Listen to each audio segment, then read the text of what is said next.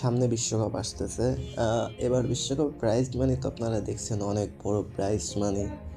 আসলে সবার মনে একটা চিন্তাভাবনা, কে জিতবে কে জিতবে, এমন একটা।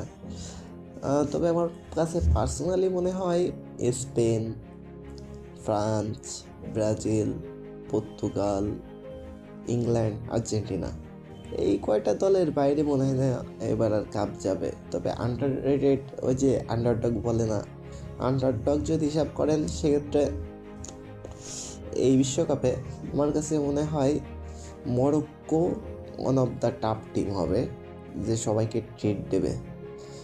এমনকি তারা কোনো অঘটন ঘটাইতেও পারে, পার্সোনাল ওপিনিয়ন।